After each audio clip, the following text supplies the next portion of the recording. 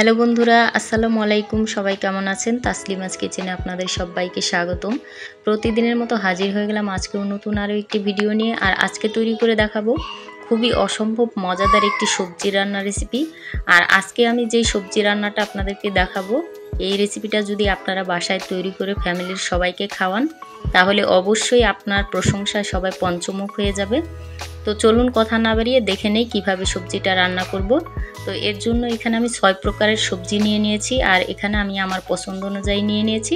আপনারা যে কোনো সবজি নিতে পারেন। এখানে আমি নিয়ে নিয়েছি আলু, বেগুন, মূলা, পটল নিয়ে নিয়েছি, আর নিয়ে নিয়েছি চিচিঙ্গা, আর হচ্ছে মিষ্টি কুমড়া। এই 6 প্রকারের সবজি আমি এখানে এক বাটি করে নিয়ে নিয়েছি। আর বন্ধুরা, যে যেখান থেকেই আমার ভিডিওটা দেখছেন না কেন, আমার চ্যানেলটিকে সাবস্ক্রাইব করে আমার পাশে থাকবেন, এটা আপনাদের কাছে আমার অনুরোধ রইল।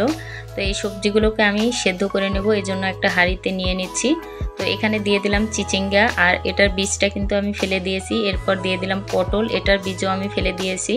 আপনারা চাইলে বীজটা রেখে দিতে পারেন, এতে কোনো সমস্যা নেই। তো সবগুলো সবজি কিন্তু এই পাত্রে আমি দিয়ে দিয়েছি। তো এখানে এখন আমি পরিমাপ মতো কিছুটা লবণ আর কিছুটা হলুদের গুঁড়া অ্যাড করে দিচ্ছি। তো পানিটা কিন্তু অবশ্যই পরিমাপ মতো দিতে হবে, কারণ আমি এই সবজির থেকে কোনো ধরনের পানি ফেলে দেব না। সে পুরো পানিটা দিয়েই একদম সেদ্ধ করে পানিটাকে শুকিয়ে ফেলবো। তো সেই পরিমাপ অনুযায়ী কিন্তু পানিটা এখানে অ্যাড করে দিতে হবে। আপনারা আপনাদের সবজি অনুযায়ী পানিটা পরিমাপ মতো অ্যাড করে দিয়ে তারপর কিন্তু সেদ্ধ করে নেবেন। তো দেখুন, এখন আমি চুলায় বসিয়ে দেবো এটাকে সেদ্ধ করার জন্য। তো ফিরে আসলাম সেদ্ধ হওয়ার পর। দেখুন, সবজিটা কিন্তু আমার পরিপূর্ণ সেদ্ধ হয়ে গেছে। এরপর আমি নামিয়ে নিয়েছি, আর আমার পানিটাও কিন্তু শুকিয়ে গেছে। তো এই পর্যায়ে এটাকে আমি আরও একটু মশলা দিয়ে রান্না করে নেব। এজন্য এটাকে একটু সাইডে রেখে তারপর চলে যাব চুলায়। তো চুলায় একটি প্যান বসিয়ে কিছুটা পরিমাণে তেল গরম করে নিয়ে তাতে দিয়ে দিলাম বড় সাইজের একটা পেঁয়াজ কুচি। আর এই পেঁয়াজটাকে এখন একটু গোল্ডেন ব্রাউন কালার করে ভেজে নেব।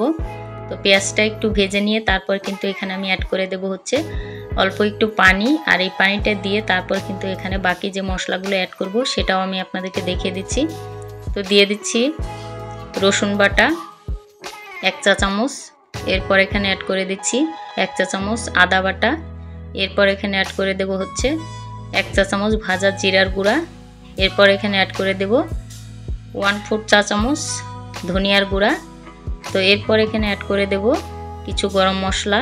তো এখানে আমি অ্যাড করে দিয়েছি 3 টুকরো দারুচিনি আর 4-5টা এলাচ, আর দিয়ে দিলাম একটা তেজপাতা চিড়ে। আর এখানে 1/4 চা চামচ হলুদের গুঁড়ো অ্যাড করে দিলাম, আর দিয়ে দিলাম 1/2 চা চামচ মরিচ, আর দিয়ে দিচ্ছি স্বাদ মতো সামান্য একটু লবণ। লবণ আর হলুদটা অবশ্যই কিন্তু বুঝে শুনে দিতে হবে, কারণ হলুদ আর লবণ দিয়ে কিন্তু আমি সবজিটাকে সেদ্ধ করে নিয়েছিলাম। আর এখানে আমি 2টো কাঁচামরিচ অ্যাড করে দিলাম, এটা আমি ফ্লেভারের জন্য দিয়েছি। তো এখন সবগুলো মশলা আমি খুব ভালোভাবে কষিয়ে নেব। তো দেখুন, কষানো হয়ে যাওয়ার পর কিন্তু সেদ্ধ করে রাখা সবজিটা এখানে ঢেলে দেব। তো দিয়ে দিলাম সবজিটা মশলার সাথে খুব ভালোভাবে মিক্সড করে তারপর কিন্তু নেড়েচেড়ে 5 মিনিট রান্না করে নেব। তো এরপর কিন্তু রান্নার শেষ পর্যায়ে। তো এরপর এই সবজিটাকে আমি এখন বাগার দিয়ে দেব। তো এই জন্য আরেকটি প্যানে আমি কিছুটা তেল গরম করে নিয়ে নিয়েছি। তো এখানে আমি 1/2 চা চামচ দিয়ে দিলাম পাঁচফোড়ন। তো এই পাঁচফোড়নটাকে একটু ভেজে তারপর কিন্তু আমি সবজির উপর ঢেলে দেব। তো এই সবজির উপর বাগারটা দেওয়ার পর কিন্তু আমার পরিপূর্ণ রান্নাটা একদম শেষ। তো এখন এই বাগারটাকে আমি এই সবজির সাথে খুব ভালোভাবে একটু মিক্সড করে তারপর কিন্তু এটাকে নামিয়ে নেব। তো এরপরে কিন্তু আমার ফুললি রান্নাটা শেষ। আমি আপনাদেরকে একটু দেখিয়ে দিচ্ছি। দেখুন এটা কতটা সুন্দর হয়েছে রান্নাটা। আর এই সবজিটা যাকেই রান্না করে খাওয়াবেন সেই আপনার প্রেমে পড়ে যাবে। এটা এত মজাদার একটি সবজি রেসিপি, এটা মুখে লেগে থাকার মতো টেস্টি হয়। তো অবশ্যই আমার এই রেসিপিটি ফলো করে একদিনের জন্য হলেও বাসায় ট্রাই করবেন। তো আজকে আমার এই সবজি রান্নাটা কেমন হলো অবশ্যই কমেন্ট করে জানাবেন।